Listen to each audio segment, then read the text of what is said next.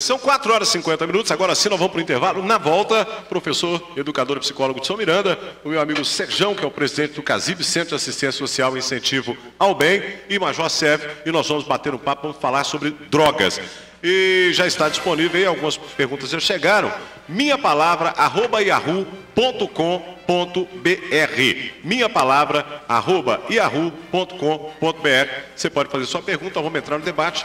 Nós temos aqui 4 perguntas e logo depois vamos entrar também, né, na discussão e as perguntas das pessoas que enviaram aqui para o nosso e-mail, minhapalavra@yahoo.com.br. Se você quiser perguntar alguma coisa, tirar alguma dúvida também, inclusive sobre o trabalho aqui do Centro de Assistência Social e Incentivo ao Bem, que cuida também da recuperação de pessoas, né, que se envolvem no mundo das drogas, você pode ligar para a gente, pode fazer alguma pergunta para o professor Hudson Miranda ou para o Major Sérgio, que é o comandante da Polícia Militar em Coronel Fabriciano. Vamos para o rápido intervalo, nosso programa volta em instantes, falando tudo sobre drogas. Até já. Apresentar PM Educadora.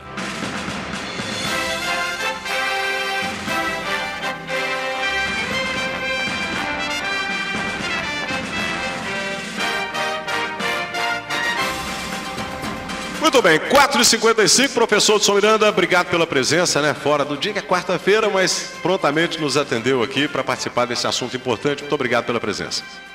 Obrigado, Roberto. Boa tarde a todos que aqui estão, o Sérgio, o comandante e representando a Polícia Militar. Eu tenho que parabenizar a educadora M pelo espaço, né? E é um espaço também da Polícia Militar, que é uma parceria, né? Esse dia de hoje, na segunda-feira. Então, acho que é espaços como esse que a sociedade precisa para que a gente discuta de maneira séria um assunto que demanda muitas reflexões, e são reflexões não só amplas, como urgentes, né? Tá certo. Sérgio, CASIB, Centro de Assistência Social e Incentivo ao Bem. Boa tarde, obrigado por você ter atendido também o meu convite. Sei que você tinha uma reunião hoje, você cancelou um monte de coisas importantes que você tinha, mas também não deixa de ser um assunto muito importante, que diz respeito à nossa juventude, à nossa sociedade de uma maneira geral. Obrigado também pela presença. Boa tarde, Roberto, boa tarde, Major, boa tarde, o Hudson, os ouvintes da Rádio Educadora. Mas é um prazer, né, Roberto? Estar aqui, a gente já teve, né, outras oportunidades de estar junto aqui com você e eu acho muito interessante essa preocupação, esse espaço que você abre para a gente estar discutindo isso, né, e levando informação aos ouvintes, que eu acho que é de suma importância, né, para a sociedade no geral. Por que eu convidei o Sérgio? Porque o Sérgio tem uma história para contar, não é? Você me contou da outra vez, a gente bateu um papo. E hoje, para a gente abrir, o professor ali, eu vou perguntar ao professor o que a gente pode considerar como droga, o que é droga, né? Porque muita gente acha que droga é maconha, cocaína, heroína e por aí, mas existem outros tipos de droga, o professor vai falar. Sérgio, eu gostaria de começar com você, nós vamos ter 1 hora e 2 minutos para a gente estar debatendo, junto com o Major, falando também em nome da polícia. Um pouquinho da sua história, só para que nós possamos dar o pontapé inicial, que pode confundir a sua história com a de muitas pessoas que estão nos ouvindo, ou de alguns pais que acompanham o dia a dia do seu filho, e que você possa servir de exemplo para que essas pessoas possam também chegar onde você chegou. Não é? Que eu acho muito bacana o trabalho que você faz e o respeito que você tem. Eu até brinco, Sérgio não tem cara de que já foi viciado em drogas, né? Pelo trabalho, pela maneira que conduz a sua vida hoje. Então gostaria de saber um pouquinho da sua história, né? Rapidamente, 5, 6 minutos aí, se você puder contar, para que nós possamos já começar aqui a nossa discussão. Ok. Roberto, na verdade, a minha história, para contar em 6 minutos, é muito complicado, né? Mas eu iniciei, né, nas drogas ainda, eu falo assim, naquela transição, né, de criança para adolescente, né? Eu era um pré-adolescente aos 12 anos, quando eu experimentei, né, a primeira droga. Eu já fazia uso de álcool, né? E comecei a usar a maconha, né? Aos 12 anos, comecei a fumar maconha. E foi um processo muito difícil, porque eu me tornei dependente muito rápido, né? Daí, há alguns anos, eu já estava usando algumas drogas mais pesadas, como a cocaína, viciei na cocaína, né? E a droga, ela passou a fazer parte da minha vida e do meu dia a dia, né? Então, a história de um dependente para o outro, ela não é muito diferente. Então, o dependente, ele é aquela pessoa que ele acorda de manhã já pensando em como que ele vai fazer para ele buscar a dose, né, do dia, como que ele vai fazer para para ele ter aquela droga do dia. E por aí foi minha vida, né? Abandonei os estudos cedo, né? Parei na 4ª série, não consegui concluir a 5ª série, né? Quando foi exatamente na idade que eu entrei para o ensino fundamental, que eu entrei para a 5ª série, não consegui concluir a 5ª série, né? Foi a primeira coisa que aconteceu na minha vida. Fui perdendo o vínculo familiar, né? E com isso também o vínculo social de dentro da sociedade. Fui fazendo parte de um grupo apenas, né, de usuários, resumindo a minha vida naquilo ali, né? E afundando, né? Afundando e aprofundando cada dia mais nas drogas. E foi uma coisa assim que me causou muito dano, porque eu perdi muito com isso, né? Então eu perdi uma fase da minha vida. Inclusive tinha uma propaganda que passava, que eu acho que foi uma das mais interessantes, né? Que um viciado, ele pegava um livro, né? E abria e falava assim: olha, quando eu iniciei das drogas, aí ele passava, né, um monte de página em branco, e depois ele mostrava, né, quando eu saí das drogas. Tempo perdido. Então, tempo perdido, né, da minha vida. Então, assim, não foi pouco tempo, foram 20 anos, né? Foram 20 anos de dependência. Eu fui para um centro de recuperação aos 32 anos. Você vai continuar contando. Eu vou voltar aqui, você assim começou, e só para ilustrar um pouco mais, já com o Major e com o psicólogo de São Miranda, começou por quê? Tem um motivo qualquer para começar na droga? Tem um problema familiar que normalmente as pessoas utilizam até como parâmetro? A família, o pai era alcoólatra, a mãe não cuidava, a família não dava sustentação, não dava suporte. Porque eu particularmente conheço muita gente, conheço um garoto, inclusive, que foi criado sem pai e sem mãe, e tem uma história brilhante, né? Não enveredou para outro caminho. O que leva um garoto de 12 anos, né? Um cara que a gente sabe que é inteligente como você, hoje, claro, com essa formação que você tem, mas com 12 anos, o que leva uma criança? Eu vou usar maconha. Más companhias, podemos dizer? Olha, eu acho que tem uma série de fatores que vão influenciar isso aí, né? Então, assim, eu tinha o que a gente poderia chamar assim, de um lar desestruturado, né? Daquele padrão que a gente tem de família, e eu acho que isso foi uma das coisas que contribuiu muito. Eu tinha uma carência muito grande. Os meus pais se separaram quando eu tinha 10 anos de idade, né? Eu vim morar com meu pai, não fiquei, né, com a minha mãe, fui morar com meu pai, né? Passei 14 anos da minha vida sem ver minha mãe, sem nem ao menos ter notícia, né, desse contato. E eu acho que esse princípio da família, esse papel da família, ele no meu caso, eu acho que ele era fundamental para isso. Isso não quer dizer, não é uma regra, né? A gente não pode colocar isso como uma regra, mas eu acho que esse papel da família, ele é fundamental na prevenção.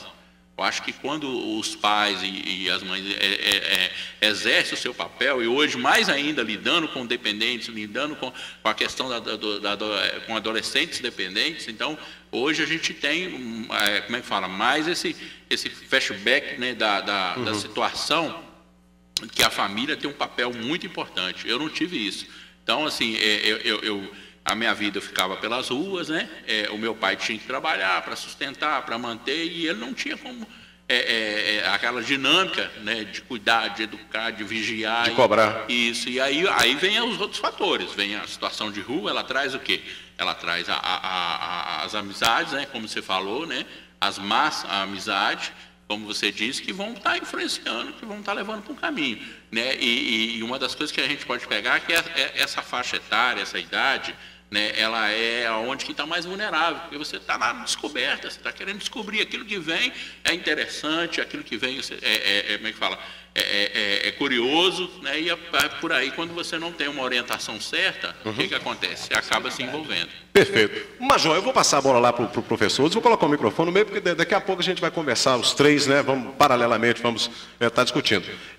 Só para pegar um gancho no que ele disse, aos olhos da Polícia Militar. Porque quando acontece, é uma frase de efeito que diz o seguinte: eu ouvi isso meu pai e minha mãe falar, mandar um beijo para minha mãe lá no bairro John Kennedy, falar o seguinte: ó, se tiver no meio de vagabundo a polícia chegar, até que você vai explicar que você não é vagabundo, você vai junto. Então, essa má companhia que ele diz, poderíamos dizer que esse lado aí, para a polícia, ela não vai ter como fazer uma triagem de quem é quem, no meio de 3 pessoas, uma está carregando ali droga e estão ali no meio de uma madrugada. Tem como fazer isso? Essa má companhia, ela influencia diretamente? Eu acredito que sim, Roberto. Eu acho que a experiência tem mostrado para a gente que em situações reais, situações fáticas, né, concretas, que as más companhias influenciam, sem dúvida alguma, podem fazer a apresentação da droga aí para pessoas que ainda não conhecem, né? Eu tenho um exemplo, eu já tive um amigo, uma certa feita, ele não usava nenhum tipo de droga importante, mas tinha o chamado loló, né? Aquela substância de cloroformo. Feito com amônia, cloroformo. Exatamente, que houve uma época que ele esteve muito em moda, né? E ele gostava de aspirar aquela substância, né? E só que eu fui criado num ambiente onde aluno do Colégio Tiradentes, um ambiente onde as pessoas, onde a gente aprendia o que era certo, né? Graças a Deus eu tive uma estrutura familiar muito boa. E esse cidadão ele começou a querer entrar no grupo de amigos que eu frequentava, ou seja, os meus amigos, aquele grupo de bons alunos, pessoas que se preocupavam em estudar, pessoas que gostavam de praticar esportes, né? Que gostavam de fazer coisas sadias, saudáveis, né? E esse cidadão, ele quando começou a se aproximar do meu grupo de amigos, ele gostava de fazer uso dessa droga que eu mencionei aqui. E ele o que acabou acontecendo? Ele aconteceu o caminho inverso. Ele, para que pudesse continuar com a gente, para que ele pudesse continuar saindo conosco, frequentando os ambientes que a gente frequentava, o grupo ele acabou parando de mexer com isso, né? Uma experiência ao contrário. Ele se adequou àquilo que ele estava Ele se adequou. Na verdade, esse cidadão, ele encontra comigo e até hoje ele fala que ele agradece a nós, né, a um grupo de amigos que nós temos lá em Manhuaçu. Vocês não abandonaram ele, não deixaram absolutamente. Quando com a gente, ele chegou a fazer uso dessa substância, nós demos uma dura nele e demos um gelo nele durante alguns dias para que ele pudesse perceber que nós ficamos muito insatisfeitos com aquela situação. E depois ele parou com aquilo e hoje ele rapidamente ele parou com aquilo. Ele estava uma droga não muito importante, não muito significativa, ele parou, abandonou aquilo rapidamente e na verdade, se adequou ao caminho reto, né? A linha da boa conduta, né?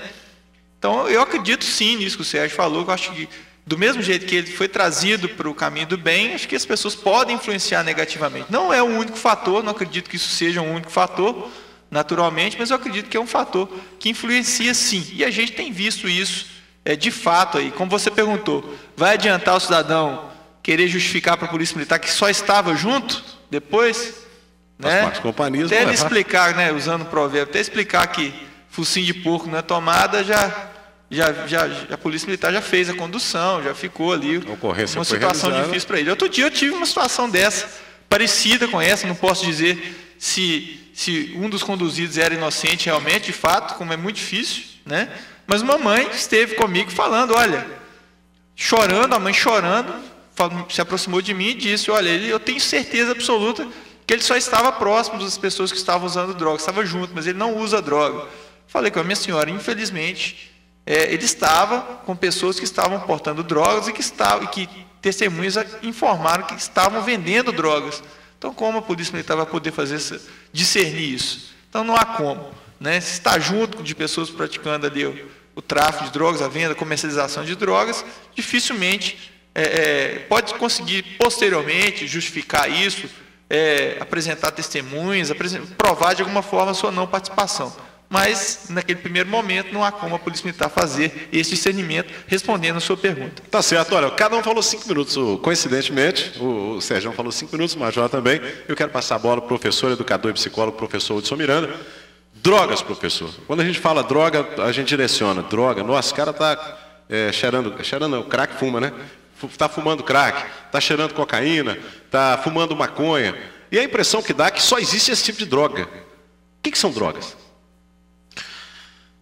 Olha, Roberto, primeiro que isso não é a única forma de se fixar em alguma coisa sedutora e que dê sentido para essas pessoas, né? O tabaco, né? A questão do álcool, né? Assim o Sérgio disse que começou com álcool. Pois é. A nova droga do momento, a internet, né? Não que a internet seja uma droga em si, né? Mas o como lidar com o acesso e o uso da internet também está se transformando em um problema sério, né? E assim por diante. E tem as drogas, que são aquelas substâncias realmente mais pesadas, né?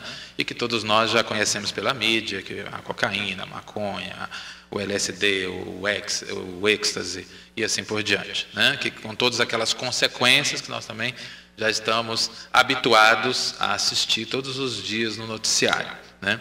Mas eu queria entrar numa questão que acho que ela precede essa nossa discussão. Todas as discussões, geralmente, elas têm uma tendência a ir para as consequências, né? E nós estamos, inclusive, discutindo essa questão no próprio Conselho, né? E a gente fica muito ansioso para realmente tomar uma posição, mas nós temos que tomar muito cuidado para que as posições que a gente adote não sejam posições cosméticas, ou seja, elas estão apenas visando abafar o efeito, mas a causa continua a mesma, né?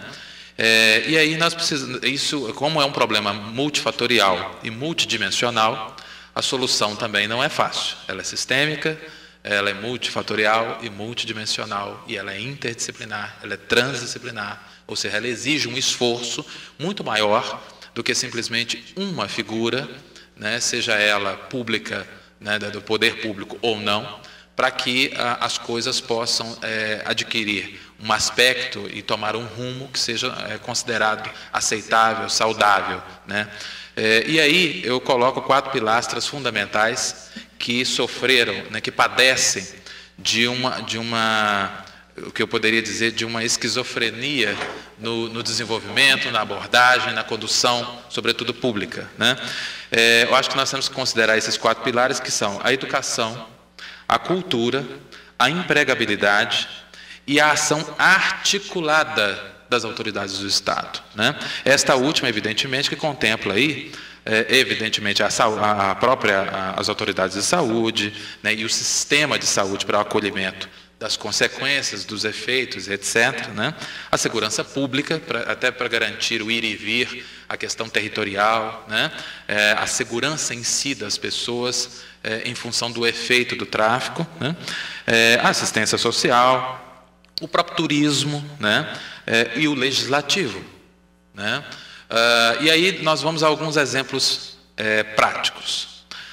Passamos um final de semana e dentro de 3, 4 dias estamos a caminho de mais um, como sempre, né? E aí eu pergunto, né, eu moro numa avenida principal aqui de Coronel Fabriciano, num corredor. E aí o que acontece? Os jovens que estão ali, que moram ali perto, né, eles têm acesso ao final de semana a quê? Que ações do poder público, seja de que esfera for, né, existem de maneira duradoura, né, permanente, para que esse jovem tenha onde extravasar a sua energia, do ponto de vista intelectual, do ponto de vista social, relacional, né, esportivo, cultural, educativo. Que ações ali estão? Na verdade, né, caros colegas da mesa e você que está me ouvindo, não existem praticamente. Ou quando existem, elas padecem de uma fragilidade muito grande. E aí o que acontece? O que se apresenta como mais sedutor? O que vier. Abre-se um espaço muito forte para que qualquer coisa que se apresente como sedutor possa ter êxito.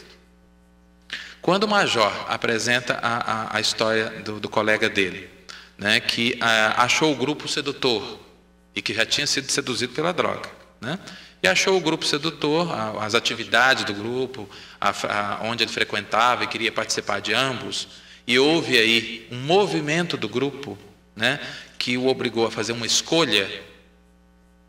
Esse jovem refletiu, né, queria aquele algo sedutor e se movimentou. A droga não era potente o suficiente, que também a gente precisa considerar essa questão. Hoje tem drogas potentes a um nível que é preciso fazer uma intervenção no âmbito da saúde pública, né, para que haja condições desse jovem voltar à possibilidade de reflexões, né, porque as drogas são tão potentes que elas retiram a censura, elas retiram elas seduzem de tal maneira que o organismo solicita essa droga. Ou seja, há um problema, há uma intervenção orgânica. Sempre pede mais uma dose. Sempre pede mais uma dose. E aí, quando nós estamos falando aqui, nós podemos ir para o litoral também, nas grandes cidades, mesmo litoral. Você chega no litoral, hoje, a partir das 10, 11 horas da noite, as famílias estão se recolhendo. Os quiosques estão fechando. Por quê? Porque não há presença do Estado, a não ser com a segurança pública, né? E assim mesmo com dificuldades, porque a polícia não dá para estar em todos os lugares ao mesmo tempo, o tempo inteiro, né? Então, não há presença do Estado em cultura, em atividades. O litoral, a orla, se resumiu a areia, água e bebida. E mais nada. Não tem mais nada a ser oferecido. Eventualmente, em alta temporada, tem um show. Professor, a gente vai continuar, deu 5:55, nós vamos para o intervalo. Eu vou voltar, daqui a pouco nós vamos entrar no debate, por exemplo, sobre drogas, a liberação, que algumas pessoas pedem, tem perguntas aqui. E eu quero aproveitar aqui para pegar a palavra da capitã Carla também, que vai falar conosco daqui a pouco. Vamos faturar, Augusto? Já já a gente volta com o professor, educador e psicólogo Hudson Miranda, o major comandante da 178 Companhia Especial de Polícia, Major Sérvio, a capitã Carla também da 178 e o meu querido amigo Serjão, que é o presidente do Centro de Assistência Social e Incentivo ao Bem, o nosso querido Casib. Fique ligado, a gente volta em instantes.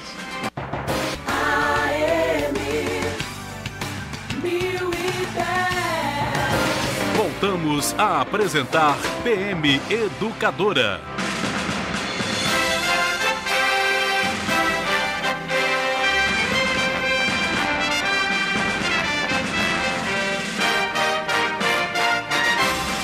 Muito bem, são 5h21. Deixa eu mandar um abraço pro Nilson. Nilson Lopes, o Nilson tá sempre ligado conosco. Toda semana que eu conto com ele, segunda-feira eu tô ligado, mando um abraço pro Major Sérvio, pra Capitã Carla, fala muito da Capitã também. E hoje com esse debate importante. Ô Sérgio, pode tirar o fundo musical aí, por gentileza, ô Joaquim? Só abaixa esse fundo, tá muito alto, pode tirar. Isso, obrigado, Joaquim. Vamos fazer o seguinte, ô Sérgio, a gente abriu aqui a nossa discussão, não vamos falar um debate que o tempo é muito pequeno, mas a gente está coletando opiniões de cada um, e é muito importante que temos aqui uma autoridade em cada área. Eu quero conversar daqui a pouco também com a capitã Carla, que faz um belíssimo trabalho aqui em Coronel Fabriciano, representando a Polícia Militar, é subcomandante, ao lado do Major Sérvio. A gente abriu aqui a nossa discussão falando sobre como você entrou no mundo das drogas, Sérgio. Agora, como você saiu do mundo das drogas? O que incentivou e com a força? Porque, pelo que se fala, não é fácil. Eu particularmente, falo como fumante. Para a gente largar o cigarro é muito complicado. A gente sabe que é um vício, que a gente tenta a todo custo, está tentando. Mas como você conseguiu sair do mundo das drogas? Você falou como entrou. É um processo difícil, né, Roberto? Na verdade, as drogas no começo, ela tem aquela questão, né, da ilusão mesmo. Você vai ali que você é o cara, né, da satisfação, do prazer, dessa busca, dessa satisfação aí, e junto com fuga, né, onde que você refugia ali, e isso tudo vai te envolvendo e vai te tornando cada vez mais dependente. Eu, quando fez mais ou menos os 10 anos, que eu já era viciado, que eu estava dependente, eu percebi que eu tinha entrado numa barca furada, né, que eu estava com a minha vida arrasada, destruída, entendeu? Eu estava, né, ao ponto de tirar a própria vida, porque as consequências que aquilo foi trazendo para a minha vida, né, destrutiva. Então, eu comecei a pensar, né, na possibilidade de sair. Mas foi uma situação muito complicada. Por livre e espontânea vontade ou alguém chamou a atenção? Não, por livre e espontânea vontade. Chamar a atenção, as pessoas já tinham chamado, a família já tinha chamado, mas nada disso eu tinha levado em conta. Mas aí eu percebi mesmo que estava no fundo do poço e que precisava de sair dali. Ou eu saía ou eu morria. Né? Então, assim, eu já era um vitorioso de ter vivido 10 anos, né, e estar ali, naquela questão. E eu passei mais 10 anos da minha vida tentando sair. Naquela situação que hoje eu deixo, amanhã eu largo, entendeu? É só esse final de semana e depois eu vou, e eu não conseguia, entendeu? Então, o primeiro princípio, né, que eu tive, que colaborou para mim estar saindo, foi reconhecer que eu era impotente diante do vício, que eu precisava de ajuda. E por mim mesmo eu não conseguiria sair. Né? E às vezes é isso, às vezes esse orgulho que as pessoas têm, às vezes é o que impede. Porque você tem que buscar ajuda, você precisa de ajuda. E foi quando eu busquei ajuda. Aí já tinha 20 anos, fui parar num centro de recuperação. Você estava com qual idade nessa época? Com 32 anos. Puxa, demorou, né? Com 32 anos, né, naquela situação, entendeu? 4ª série primária, não tinha, entendeu? Não tinha estudado, não tinha nada, já não tinha mais credibilidade na sociedade, no meio que eu vivia, na família, na casa. Então, quer dizer, tudo isso vai te oprimindo, tudo isso vai te colocando mais para baixo ainda e mais impotente mediante a substância, porque a única coisa que você tem é aquela substância ali que você vai refugiar nela para você enfrentar tudo isso que você mesmo criou. Né? E fui parar num centro de recuperação a 750 quilômetros daqui, numa cidade chamada Cravinhos, estado de São Paulo. Né? E foi ali, entendeu? Deu um processo, eu acredito num milagre, né, de Deus na minha vida, nessas circunstâncias, que eu pude, entendeu, com um período que eu fiquei ali de 9 meses, de sair e descobrir que eu ainda poderia viver, né, que eu tinha uma vida toda pela frente. Aos 32 anos, saí da casa de recuperação, né, voltei a estudar, fiz o ensino fundamental, fiz o ensino médio, entendeu, fui para a faculdade, né, parei agora no 5º período de psicologia. Então, quer dizer, eu retomei a minha vida, recomecei a minha vida e envolvi na causa. Né? Então, hoje, na presidência do CASIB, na presidência do Conselho Municipal Antidrogas, né, na luta, tentando ajudar outras pessoas a poder estar vencendo e poder estar saindo disso, porque é possível sair. Quando né? você saiu, teve alguma recaída? Se eu tive alguma recaída, eu tive uma recaída. E voltou para o centro da... Não voltei. Foi uma recaída, assim, uma questão assim de um vacilo mesmo, entendeu? Alguém chegou e ofereceu um baseado e eu, né, como diz na gíria, né, deu umas bolas, você entendeu? Né, e olhei para aquilo e falei assim, não, eu não posso voltar mais para trás. Entendeu? Tem quantos anos já que você está? Dia 17 de março, fez 11 anos. Graças a Deus. Graças a Deus. E o trabalho você continua ajudando. O trabalho pessoas. está aí, a todo vapor. Professor Hudson, ouvindo essa história do Serjão, como entrou no mundo das drogas, como saiu do mundo das drogas. E o senhor bem colocou aí no início que, por falta, às vezes, de opção, alguns jovens acabam entrando no mundo das drogas. Isso seria uma exceção ou seria uma regra? Bem, infelizmente, o que está acontecendo é que a falta de opções interessantes de desenvolvimento da juventude estão se tornando regra. Né? As cidades estão cada vez mais com aglomerações populacionais intensas, né? E com oportunidades mais escassas, né? Sobretudo na periferia. Mas isso não quer dizer que pela pessoa estar na periferia, ou ser filho de mãe separada, de pai separado, né, ou não ter mãe, não ter pai, ou coisas dessa natureza, sejam determinantes para que ela se torne uma pessoa adepta das drogas, né? Ou seduzida pelas drogas. Evidentemente que nós temos pessoas que passam por todas essas dificuldades e que não são seduzidas, assim como nós temos pessoas que da classe média alta e da classe alta, que tem todo um aparato econômico, mas que por alguns motivos, que nós poderíamos ficar aqui horas falando sobre eles, também são seduzidas. Então, essa questão de o que seduz e o que não seduz e por quê, é um assunto extremamente complexo, né, que não dá para falar em 10, 15, 20 minutos. Por quê? Porque cada história tem um DNA, né, tem um fator específico onde aquele ali foi a gota d'água que faltava para derramar no balde, né? Mas representa um conjunto de fatores que podem se tornar favoráveis ou não ao êxito dessa sedução, né?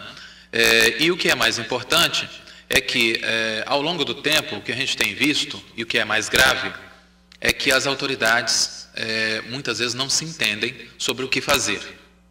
E o que ocorre é uma disputa interna política sobre quem faz o quê, né? Quem assume a paternidade de executar as coisas, né? E isso é algo que para mim é secundário, para mim e para a população, eu acredito, né? Para todo cidadão Isso é secundário. O que é importante, na realidade, não é se vai ser executado pelo Ministério A, B, C ou D. É preciso, na realidade, uma articulação política intensa, né, séria, para a ação sobre o que fazer, o que estamos realmente dispostos a fazer e qual é um cronograma de trabalho para fazer. Porque senão a gente fica apegado, atrelado àquelas questões como imprimir folhetos, fazer blitz educativas, né, fazer meia dúzia de palestras em escolas. E isso aí é pouco para... Isso é pouco. Isso é muito pouco embora seja importante, seja um passo, mas esse passo é insuficiente para a caminhada que nós temos, né? É preciso de uma ação muito mais coordenada, muito mais intensa, né? E menos pirotécnica, menos midiática, né? É preciso que seja duradoura. Quer dizer, não adianta fazer intervenções nas escolas. Na verdade, nós precisamos da escola como aliado. Quer dizer, como é que esses professores realmente vão ser ouvidos e vão se tornar profissionais em condições de falar sobre o assunto, de discutir o assunto, né? E não só de discutir o assunto, mas de permitir a pais e alunos a refletir sobre uma série de questões que são indiretas, mas que contribuem para esse vazio. Ou seja, como é que nós vamos ocupar esse vazio? É claro que esse vazio existencial que nós temos, essa busca constante por desenvolvimento, por outras coisas que nós temos, né? Isso nunca é ocupado. Mas é preciso que haja alternativas para a tentativa de ocupar. Porque enquanto estamos nas tentativas, ou seja, a cultura, o esporte, a educação de qualidade, a presença efetiva do professor como educador, né? E as autoridades estão coordenadas, evidentemente que nós temos aí um cenário desfavorável para a sedução do que é ilícito ou do que é nocivo. Perfeito. Major Sérgio, o senhor já, porventura, participou de uma detenção? Vou colocar que menor é detido, né? Normalmente é apreendido. Apreendido, desculpa, é a palavra certa, né? Apreendido, menor é apreendido. E numa dessas apreensões, durante o trabalho, o Capitã Carla, deixa eu dar uma boa tarde para a Capitã Carla, que ela chegou ali. Boa tarde, Capitã, obrigado pela presença, prazer tê-la conosco. Boa tarde, Alberto, boa tarde a todos os ouvintes da Rádio Educadora, é um prazer para nós estarmos aqui também mais um dia. Hoje nós estamos num programa especial aqui, né, de suma importância, diga-se de passagem. Eu quero agradecer a participação da Polícia Militar também por estar abrindo esse espaço que é o programa PM Educador, e como é um interesse nosso, como foi acertado, é de esclarecer para a população e discutir assuntos pertinentes, né, para o desenvolvimento da população. Eu acho que nós estamos no caminho muito certo. Comandante, foi apreendido o menor, é só um exemplo. O senhor participou dessa apreensão. Em algum momento esse menor disse: poxa vida, eu não vou mexer mais com isso, eu não podia estar nisso. Ele já chegou a cogitar ou a fazer alguma menção de reclamação de que não poderia estar naquilo, mas estava? Acontece? Normalmente eles têm, no primeiro momento ali, quando eles são apreendidos, são detidos, sim, de fato, pela Polícia Militar, eles têm uma tendência a demonstrar arrependimento, né, naquele momento, principalmente quando chega algum parente, um pai, mãe, um tio, algum responsável por ele, e que seja alguém que tem um mínimo de estrutura familiar, né, ele tende a demonstrar arrependimento, sim. É muito comum ele dizer isso, mas nós já tivemos a oportunidade de ver casos aí em que as pessoas, esses menores, manifestam arrependimento e posteriormente voltam, não deixam de estar envolvidos aí com drogas. Nós temos... Só complementando o que o Major está falando, isso o Sérgio sabe muito bem, as drogas, gente, ela não tira a inteligência da pessoa, ok? Ela tem estratégias. À medida que você vai se apegando à necessidade de usar mais um pouco, você vai criando estratégias, o usuário vai criando estratégias, ele mente, rouba, né? Ele rouba, pode chegar a roubar, né? Mas ele cria estratégias, ele cria cenários, né, para encobrir aquilo que ele sabe que é nocivo, mas que ele não consegue se distanciar, ele precisa daquilo ali. Então ele busca estratégias, até com a polícia, com a família, polícia, com a namorada, com todo mundo, com qualquer um, sem censura. né? Então, esse tipo de conversa que tem com o menor, ele pode estar também fantasiando. Sem dúvida. Sem dúvida. E deixa uma coisa que preocupa muito a gente, Roberto, sobre o que o professor falou aqui da falta de estrutura, né? Não é uma coisa só para resolver esse problema. Sim. Falta de estrutura familiar. É que nós vimos alguns casos em que não aparece nenhum responsável lá na delegacia para acompanhar, pelo menos para dar uma bronca naquele menor que está ali envolvido com aquela modalidade criminosa.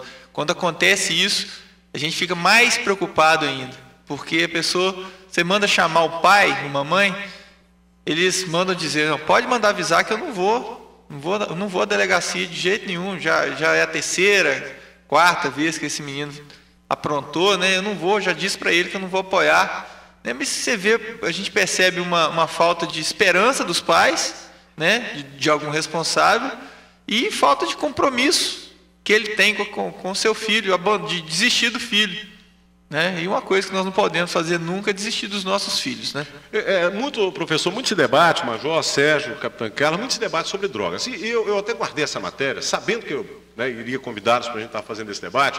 O presidente Lula, na última quinta-feira, no dia 20, na quinta-feira, ele assinou um decreto, ele instituiu um plano integrado para enfrentamento do crack. Nós vamos entrar agora nessa discussão do crack e outras drogas também. E o governo, então, vai investir 410 milhões de reais para implementar ações do plano que vai atuar em 3 frentes: prevenção, combate e tratamento. Professor, o senhor falava que, agora há pouco, falta ações efetivas, muito se distribui panfleto, pouco se faz, muito se faz de palestras, às vezes não tão contundentes como deveria ser. Esse investimento que o governo federal está fazendo, de 410 milhões, nesse plano aí contra o crack e outras drogas, seria um pontapé inicial ou esse dinheiro tem que saber adequadamente de que ele vai ser usado para coibir essa situação? Olha, Roberto, nós estamos discutindo, eu venho discutindo isso muito com o Sérgio e com o grupo do Conselho, recém-criado, o Conselho Municipal Antidrogas, de Coronel Fabriciano, e eu tenho me comportado, de certa forma, como certo provocador, né, Sérgio? E nós temos discutido essa questão, até que ponto nós vamos fazer algo efetivo, ou até que ponto a gente vai achar que transplantando um modelo que deu certo em um lugar X ou Y, ou um modelo pré-formatado, supondo que todos são iguais, né, e que todas as regiões se comportam de maneira igual, seja eficiente. Né? Isso é uma discussão longa, é uma discussão complexa, porque nós já temos uma tendência a dar ênfase ao confronto ou à repressão. Existe uma tendência às colocações. E quando a gente fala de prevenção, nós colocamos prevenção como algo muito didático. Muito didático. E a gente não verifica a causa, como eu disse no início, que é essa ausência de um sentido, né, para essa massa, esse conjunto de jovens, de pessoas em geral, mas sobretudo os jovens. Se a gente observar nos últimos anos, aqui na nossa região, vamos colocar a nossa região, que é uma região de 600 mil habitantes aproximadamente, né, na região toda, o Vale do Aço, e aí vamos colocar nessas cidades, onde tem cinema, onde tem um teatro, quais escolas funcionam no final de semana, quais têm projetos efetivos e permanentes, não de intervenção temporária, onde se pretende ensinar o professor, né, pretensiosamente o que ele tem que fazer, ou substituí-lo. Em projetos que eu não preciso citar o nome, a gente sabe muito bem quais são. E que a gente sabe que não funciona. É cosmética, fica lindo, a imprensa vai lá, mostra, sai no jornal, mas o problema efetivo, o essencial, continua lá. Porque não ocorre toda semana, não tem permanência, não tem regularidade. Então basta sair um sedutor, entra outro sedutor. Um exemplo disso é o próprio tabaco, não é verdade? A indústria tabagista, ela ocupava todos os espaços midiáticos possíveis até a década de 80, aproximadamente, né? Até que entrou todo um processo paralelo, ora de proibição, né, e ora também de reeducação. Aliás, acho esse segundo muito falho, né? Essa reeducação foi muito frágil, mas de qualquer maneira nós estamos tendo uma geração nova muito menos seduzida pelo cigarro, né? Por quê? Porque ele saiu de cena. Ele parou de patrocinar esporte, ele parou de patrocinar os grandes eventos, ele parou de estar na mente das pessoas o tempo inteiro em todos os veículos. Quem que assumiu o lugar dele? A indústria cervejeira, né? E a promessa do céu na terra, né? Quem não faz parte daquele grupo que consome esse produto é o quê? É careta. Careta é a palavra mais suave, né? Mas ele é um chato, ele é uma pedra no sapato, ele é um inconveniente. Bebe, o cara não fuma, ele é algo que deve ser excluído. Poxa vida, né? Quer dizer, não dá para você estar com a gente. E as caloradas são assim. Aí vem, outro dia eu assisti uma reportagem onde um pai está fazendo uma campanha contra as raves. Ok? O rave, só para a gente entender, é aquela festa. É aquele evento de música eletrônica. É. E aí o que acontece? Nós estamos começando a discussão pelo lado errado quando a gente parte por isso, né? É como se a gente falasse assim, olha, o Ribeirão que corta Coronel Fabriciano nos traz uma série de possibilidades de risco. Então vamos acabar com o Ribeirão. Que tal? Quebrar o termômetro para acabar com a febre. Exatamente. Então a questão fundamental é as raves não são culpadas. Eu já participei de rave. Essa colocação com 60 mil jovens. Como é que é o negócio, Major? Quebrar o termômetro para acabar com a febre. E não é por aí, né? Não é por aí. Então, assim, eu já fui à rave com 60 mil pessoas, com um grupo de amigos que não se droga, não fuma, não bebe. Nos divertimos muito, né? Nós temos hoje DJs extremamente interessantes no Brasil, como o DJ Dolores, por exemplo, né? O DJ Patife, que usam a cultura brasileira para fazer renovações, né? Eletrônicas, intervenções eletrônicas. É uma outra fatia, né? De mercado. Então a questão não é a rave. Então, se a questão fosse trilha sonora, para quem deve estar do outro lado imaginando, mas ele é louco, não é assim, né? Então, se a questão é trilha sonora, quer dizer então que se a gente tivesse consumindo, se o jovem estiver consumindo droga ao som de Chopin, vale? Claro que não. Ao som de Beethoven, música clássica? Nem Mozart, nem ninguém. Mozart, MPB, ele vai poder consumir? Então a questão não é a trilha sonora. A questão é muito mais anterior a esse tipo de coisa. E é isso que nós precisamos discutir. A questão não é paternidade das intervenções. Tem solução? Solução tem. Agora é preciso haver não só vontade política, mas ação política. Não basta chegar aos microfones e falar assim, como esse discurso que a gente tem ouvido com muita frequência, já demos o primeiro passo, criamos uma cartilha, né? Fizemos não sei quantos milhões de folhetos, fizemos várias blitz educativas. Isso é muito pouco, é conhecido, sabe-se que tem uma certa eficiência, mas não tem eficácia. Né? E nós sabemos muito bem o que tem eficácia, só que dá mais trabalho. E nem sempre dá uma ação midiática. E é caro, né, professor? É caro, custa dinheiro. Custa dinheiro, mas sai mais barato, comandante, do que nós investirmos num futuro muito próximo numa rede de atendimento aos usuários de drogas. Olha, sem dúvida alguma. O que nós vamos escolher? Ampliar a função da escola, né, multidimensional da escola, e fazer uma ação integrada, ou aumentar o número de presídios e de ambulatórios dedicados a emergências provocadas pelo uso abusivo de drogas lícitas e ilícitas. Essa é a escolha que a gente tem que fazer. Eu vou ter que chamar o comercial, eu estou achando que não vai dar tempo, né, da gente discutir tudo e nem as perguntas. Tem mais 3 perguntas aqui dos ouvintes que vai gerar polêmica. Nós vamos ter só 10 minutos. Eu estou quase convidando vocês aqui para a gente fechar esse debate na próxima segunda, se for possível. Não é? Para mim seria ótimo. Não é. Eu acho que é um assunto muito importante, claro, e as perguntas aqui são muito pertinentes. Sim. Inclusive tem uma pergunta aqui que me chamou a atenção, está aqui no e-mail. Alguns ativistas pelo mundo pedem a liberação da maconha. Se isso viesse a se tornar uma realidade, o que significaria para a sociedade como um todo? Isso poderia abrir precedentes para outras drogas? Então, Renato Neto de Timóteo. Olha, Renato. Você vai falar depois, professor. Tudo bem. Intervalo, meu bloco está de 45 ali, é um assunto importante. Vamos paturar, eu volto em instantes. Com o professor, educador e psicólogo Hudson Miranda, Major Sérgio, comandante da 178 Companhia Especial de Polícia, Capitã Carla, subcomandante, e o nosso querido Sérgio, presidente do Centro de Assistência Social e Incentivo ao Bem, o CASIB, e também presidente do Conselho Antidrogas de Fabriciano. Até já. Muito bem, são 5 horas e 50 minutos, né? Passou rápido nesse programa, muito rápido. E não sei se vai ter como a gente voltar para fechar, pelo menos tentar, né, no próximo programa, mais 1h30 para a gente estar debatendo o assunto. Se for de comum acordo aí com o Major Sérgio, está posicionando ali de maneira positiva.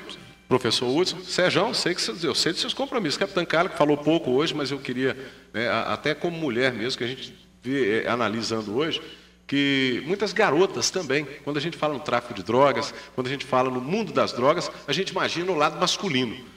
Mas eu tenho acompanhado na mídia aí que mulheres bonitas, inclusive, que são algumas atrizes, outras modelos, e que estão se envolvendo no mundo das drogas, ou que outras que têm um futuro e deixam se levar pelo mundo das drogas. Que encanto é esse que a droga traz, que acaba levando essa pessoa? Será que é porque o dinheiro é fácil? O dinheiro é rápido? Professor Hudson. Olha, esse encanto, né, eu acho que no próximo programa a gente vai poder falar um pouquinho mais profundamente sobre este encanto em si, mas o que a gente pode fazer é falar sobre essa consequência, pelo tempo que a gente tem, pela consequência. O tráfico, ele vai lançar mão de qualquer coisa que não seja, que seja inferior a uma ação estruturada que nós citamos aqui durante o programa. Então, o tráfico, quando a luz é lançada sobre o jovem, ele vai para o adulto, né? Então, se a luz for lançada no jovem e no adulto, ele vai para o gênero, então ele vai na mulher. Ou então ele vai no idoso, que já tem idosos a serviço, né, do tráfico. Ou então ele vai lançar a mão de pessoas cada vez mais jovens. Se você diminuir, por exemplo, a maioridade penal, daqui a um dia nós vamos ter que criar creches carcerárias, né? Porque a questão não é esta. A questão é infraestrutura para tornar a sociedade mais impermeável a essas seduções ilícitas. Então você tem que ter, ao mesmo tempo que você tenha forças de segurança realmente equipadas, não só do ponto de vista de carros, localizações adequadas, estratégicas, mas de inteligência, de tecnologia, de integração, que mesmo os esforços que a gente tem visto, por força da descontinuidade política, a gente vê uma oscilação de gestão para gestão, isso em todas as esferas. É claro que tem algumas exceções, né? Mas a gente tem que falar que é da regra, né? Porque a gente não vive de exceções, a gente vive da regularidade do problema. É essa regularidade que dita a dimensão da tragédia que a gente vive, né? Então, e aí nós vemos, midiaticamente, vamos correndo para colocar alguma logomarca que sinalize para o cidadão que estamos fazendo alguma coisa. Não será surpresa para mim se algum dia, muito em breve, criarem um Ministério do Álcool e das Drogas, né?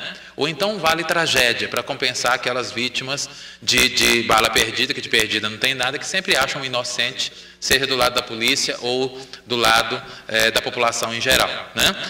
Então o que nós precisamos, na realidade, é sair dessa conversa fiada, dessa conversa midiática, dessa conversa superficial, e nos entregarmos a um debate onde nós possamos oferecer à população uma construção de um programa que seja duradouro, seja consistente, tenha raízes, seja um programa que contemple ações emergenciais, obviamente, que nós estamos vivendo um momento agudo, mas ações de curto, médio e longo prazos. E que os políticos tenham, tanto do executivo, do poder executivo, seja de que esfera for, ou legislativo, tenham responsabilidade para dar continuidade ao processo. E que pare essa disputa interna sobre quem é pai e mãe do programa, de maneira que ele possa se candidatar à reeleição ou possa se candidatar a algum cargo eletivo logo em seguida, às custas dessa tragédia e da logomarca que ele vai exibir no próximo jornal, né? Perfeito. Olha, vamos fazer o seguinte, eu vou pegar o tempo aqui para a gente finalizar, né? Infelizmente, não é isso, Augusto? Não vai dar tempo, estou com o bloco vencido ali. E na próxima semana, posso contar então, né? Na segunda-feira a gente pode continuar esse assunto. Sim. E... só um detalhe, Roberto. Pois não. Desculpe me interromper, mas o Renato fez uma pergunta interessante que era justamente, e nós não respondemos. Não, nós vamos discutir ela na segunda-feira, vamos voltar com essa que pergunta. É da liberação, né? Mas só deixando alguma coisa para o Renato refletir e outros que pensam, que estão atingidos por essa ideia, né? Ou estão pensando nessas questões que estão colocadas na liberação da maconha, nós precisamos pensar o seguinte: Imagine, então, nós temos uma grande frequência de veículos que trafegam nas nossas rodovias a 140, 150, 160 km por hora em vias absolutamente sem condições para isso, né? Mesmo aquelas que têm condição, evidentemente o corpo humano não foi projetado, digamos assim, com capacidade suficiente, reflexo suficiente para dominar um carro a 150 km por hora numa via normal, né? Imagine, então, pela frequência, pela incidência, que a gente liberasse, então, que o sujeito andasse 140, 150 km por hora sem nenhuma consequência. É uma roleta russa, né? Quer dizer, imagine, então, que pela incidência, né, da transgressão ou dos problemas que nós tivéssemos, nós estamos tendo um consumo muito elevado de álcool no final de semana, que é um momento de lazer das pessoas. Então, no final de semana, nós vamos liberar para os motoristas que eles possam beber também. Afinal de contas, eles estão comemorando, estão alegres. Então, a gente precisa entender que, na realidade, para a convivência social, é preciso de alguns limites, algumas normas importantes para que essa convivência se estabeleça. E é preciso órgãos que mediem isso para que seja possível viver em sociedade, né? Então, é preciso, ao mesmo tempo que a gente despreconceitualize as coisas, não criminalize a um ponto que inviabilize o sistema carcerário, o sistema judiciário, né? Nós, ao mesmo tempo, precisamos, então, criar condições para compreender o fenômeno, o que está acontecendo, por que está acontecendo e como é que a gente intervém com uma nova proposta para eliminar eliminar ou atenuar, né, ou mostrar à população que existem outras possibilidades. A gente sabe muito bem que espaços urbanos, né, ou seja, espaços em geral de convivência, onde nós temos a intervenção do Estado, dos governos, em revitalização, em colocação de equipamentos públicos, seja de esporte, de cultura, e temos uma regularidade de uso e manutenção desses equipamentos, a incidência de crimes não só ligados ao mundo das drogas, como não ligados ao mundo das drogas, diminui drasticamente. A comandante está aqui, a comandante e o major, a subcomandante e o major podem dizer isso com muito mais propriedade. Todos aqueles lugares onde há maior incidência de oportunidades, né, de empregabilidade, de visibilidade, de respeito social, de convivência, de mediação do Estado, de presença do Estado efetivo, evidentemente que nós temos uma convivência social muito mais saudável e a demanda para os órgãos de segurança pública, propriamente dito, diminui. Esse é um assunto também que nós vamos dar continuidade, então. Major, obrigado pela presença. Infelizmente, o tempo é curto, é uma discussão tão interessante, né? E o tempo é muito pequeno, por isso que eu estou tentando esticar para a próxima segunda. Quero agradecer a capitã Carla, agradecer ao Major também pela compreensão. E, claro, na segunda a gente continua aqui com o psicólogo Hudson e com o Sérgio também. Isso aí, Roberto, os ouvintes educadores, os membros da mesa aqui, até segunda-feira que vem, mais um PM Educador. Ok, capitão, obrigado também pela presença. Eu agradeço, Roberto. E estou contando a segunda-feira. Segunda-feira estarei. Segunda-feira tem pergunta para a capitã também aqui. Professor, mais uma vez, muito obrigado aí, né, pelo carinho aqui com o nosso programa. Eu que agradeço, Roberto, e aproveito a oportunidade só para estimular quem está nos ouvindo, que quarta-feira nós estaremos discutindo a terceira parte aí, ligado a separações, ciúme e traições, né? E na próxima semana se preparem que nós vamos começar a discutir a diversidade sexual, e o primeiro programa nós vamos começar a discutir com a homossexualidade. Ok. Sérgio, obrigado também pela presença, leva o nosso carinho. Eu quero falar mais do CASIB na semana que vem, que você vai voltar. Nós vamos falar aí como é que está o atendimento também às pessoas que entraram no mundo das drogas e agora precisam de um tratamento para voltar aí para a sociedade de uma maneira mais tranquila. Ok, Roberto, muito obrigado pela oportunidade, né? E eu acho que o assunto ele é meio amplo mesmo, né? Então, foi pouco, né? Então eu acho que a gente precisa de mais tempo mesmo para poder estar falando, né? Tá certo. Olha, obrigado pelo carinho da audiência. Augusto, obrigado pela competência na mesa de som, com trabalhos técnicos do Nilson Poeta, que trabalhou comigo até às 5. Abraço carinhoso a você que ficou conosco até agora. Amanhã eu volto, se Deus quiser, ao meio-dia com o Jornal do Meio-Dia. E na sequência, com 1h10, com o programa A Tarde é Nossa. Muito obrigado pelo carinho, fiquem com Deus e até amanhã, se assim Ele permitir. Tchau.